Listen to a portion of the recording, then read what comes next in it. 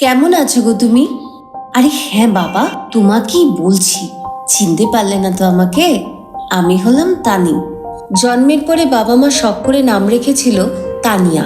কিন্তু আমার 19 বছরের জন্মদিনে গাড়ি অ্যাক্সিডেন্টে একসাথে বাবা মাকে হারালাম। ঠাঁই পেলাম মামার বাড়িতে। 1 বছর যেতে না যেতেই আমার মাইমা হাত পা মুখ বেঁধে এই আপদকে পাচার করলো রাতের অন্ধকারে। হাত বদল হয়ে শেষে আমি এলাম শহরের নামকরা পল্লীতে।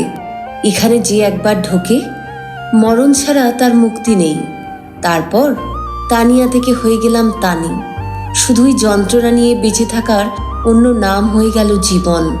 4 দেয়ালের একটা খুপড়িতে একটা সস্তা চাদরে এখন প্রতিদিন বিক্রি হয় আমার যৌবন।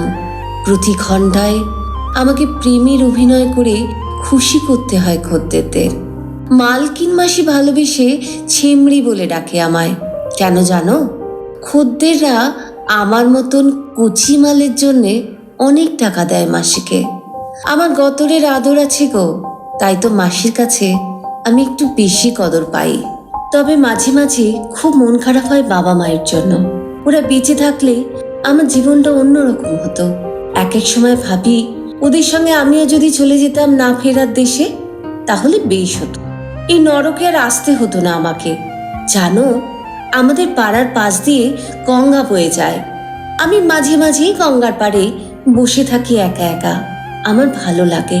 শুধু তাই নয়, গঙ্গার পাড়ে জড়াজড়ি করে বসে থাকা কলেজে পড়া ছেলে মেয়েগুলোকে দেখলে আমার মন খুশি হয়ে যায়।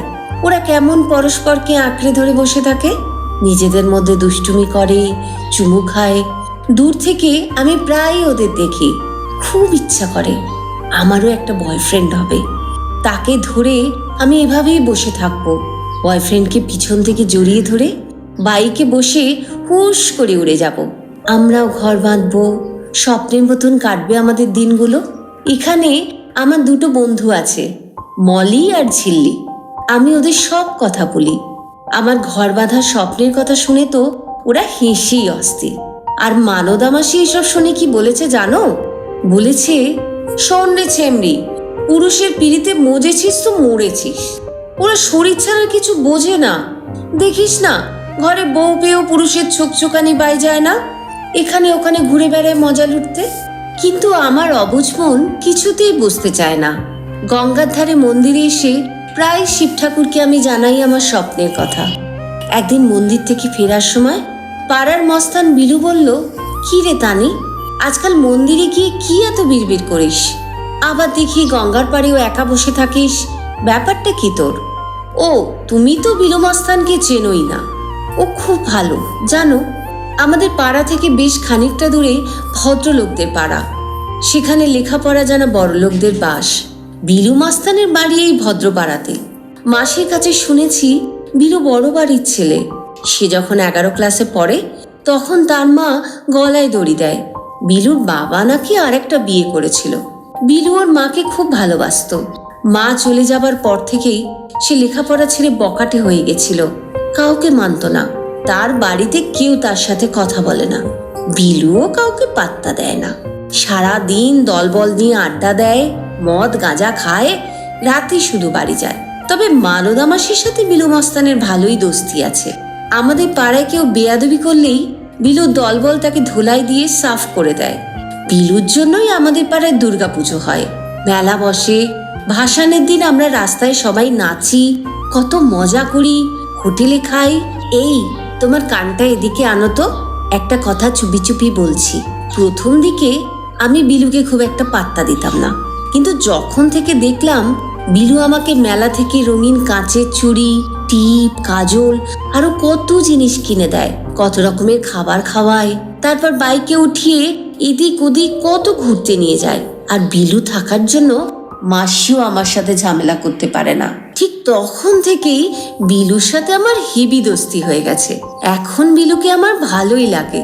মাঝে মাঝে ওর জন্য একটু একটু কষ্টও হয়। আমি তো বেশ কয়েকবার শিবের কাছে বিলুকেই বয়ফ্রেন্ড হিসাবে চেয়েছি। অন্য মেয়েরা যখন বিলুর সাথে কথা বলে তখন আমার খুব রাগ হয় জানো। তখন বিনা কারণে আমি বিলুর সাথে ঝগড়া করি। বিলু আমার নাক টিপে বলে, তানি তুই হলি ক্রাঞ্চি বিস্কুট, চায় না ডুবলে তুই নরম হবি না। জানো, একদিন আমি আর বিলু নৌকোয় ঘুরতে গেছিলাম। সেদিন আমার কোলে মাথা রেখে বিলু বলেছিল, তানি, তোর কাছে থাকলে আমার মনটা ভালো হয়ে যায়, তোকে একদম নিজের মনে হয়, ভালোবাসতে ইচ্ছে করে।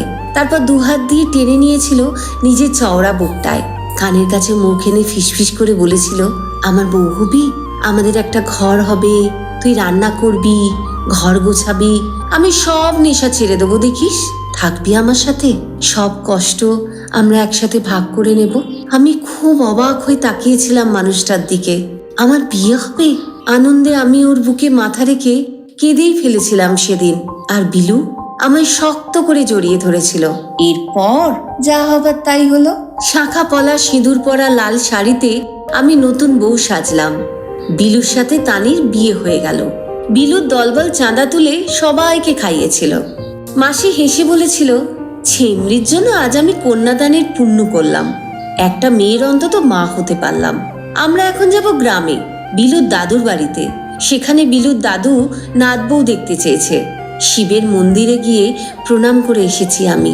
বাবা আমার ডাক শুনেছে বলেই তো আজ আমি নিজের একটা মানুষ পেয়েছি। ও, তোমাকে জানিয়ে রাখি, মলি আর ঝিল্লিও এখন থেকে মন্দিরে রোজ যাবে বলেছে। তারাও যে আমার মতো নিজের মানুষ চায়। আজ আসি তাহলে। তানির কথা ফুরালো আর তানি বিলুর সাথে বাইকে করে হুশ করে উড়ে চলে গেল। তোমরা সবাই ভালো থেকো গো, আর আমাদের প্রাণ ভরে আশীর্বাদ করো। টাটা।